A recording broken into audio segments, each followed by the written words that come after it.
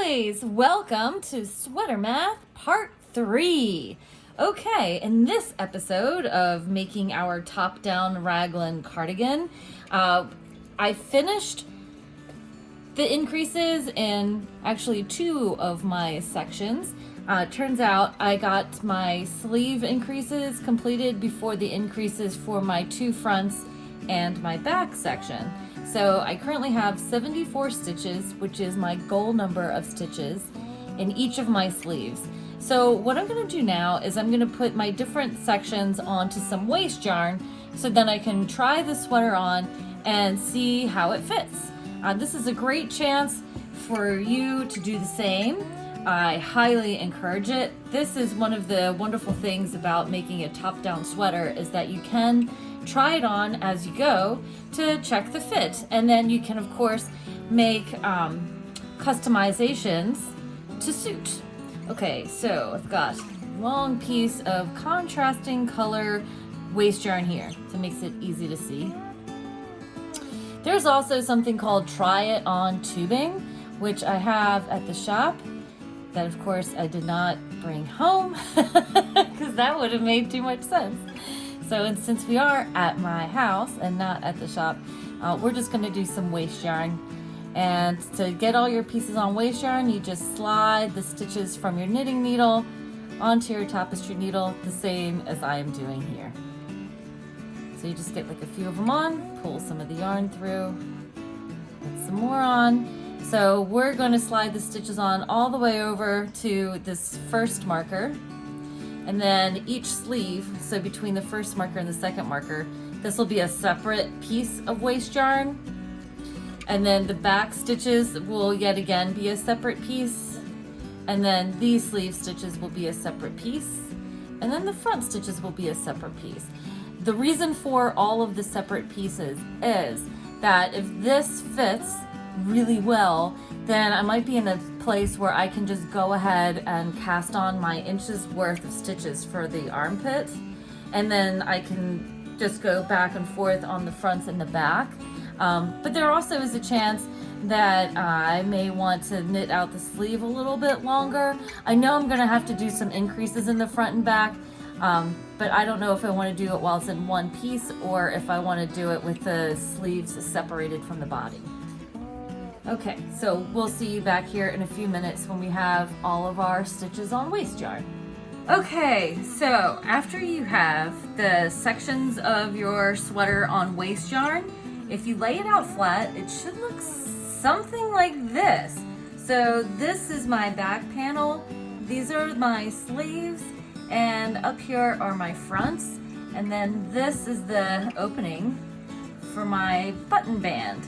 So I left my sweater having completed a right side row, and really I should have knitted one extra wrong side row.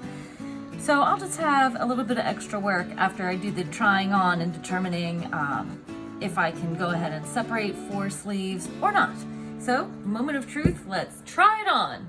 Okay, so I have my sweater on. So here's the raglan shaping here. And then you can see the line on the back, but if I pull these under in the armpit area, this feels like more than an inch. So my husband is holding my camera, so is it more than an inch? Yes. Yes, so I need to knit a few more rows and probably finish out the increases and do only the increases for the front sections and the back section. And then it was try it on again and see how it fits again. Okay, so I need to get 116 stitches in my back section, and then each one of my front sections is supposed to have 55 stitches. So let me count and see what we have. So we have 3, 6, 9, 12, 15. Okay, so it turns out I have 108 stitches across my back. I need 116, so I need to add 8 stitches total, and I'm doing 2 increases per row. So 8 divided by 2 is 4, So I need to do 4 more increased rows. Okay, so 4 more increased rows it is, and then of course stop and count, make sure we have the right number of stitches. And then we'll try it on again. Okay, so now we're putting our sweater back on our needle, and it's pretty easy because then all you have to do is follow along where the waist yarn is and just pick up each stitch. It is time consuming, but time well spent if it means you're going to end up with a sweater that actually fits you. So all I'm doing is running my needle alongside the waist yarn, pick up my stitches. That is it. Okay, we'll see you back in a few minutes. Okay, so say you've reached the point where you have the right amount of increases in all of your sections, and you've tried on your sweater a second time with the waist yarn, and you have exactly 1 inch of space where your armpit is going to be. So then you are knitting across your row and just plain knitting, no increases, and you get to your first sleeve section. This is actually my second sleeve section for the sake of this video. Let's say it's our first sleeve section. So we need to cast on 1 inch's worth of stitches in this open space between the needles. So I will remove my stitch markers, and if you recall from the other 2 videos, I get 5.5 stitches per inch. So that means I can't cast on 5.5 stitches, so I'm going to cast on 6 stitches. So to do that, I am going to use the backward loop method to cast on my stitches. So that means I'm going to take my working yarn and literally make a backward loop. So the working yarn is trapped between this new loop and the last stitch on my right hand needle. Pull it snug, so there's 1 and 2, 3, 4, 5, and here is 6. Now I can go ahead and continue knitting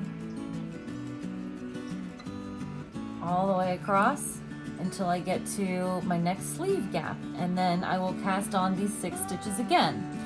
Now if you plan on doing some sort of body shaping in your sweater, that is, you want to do like waist shaping, it will be helpful to know exactly where your side seams would be.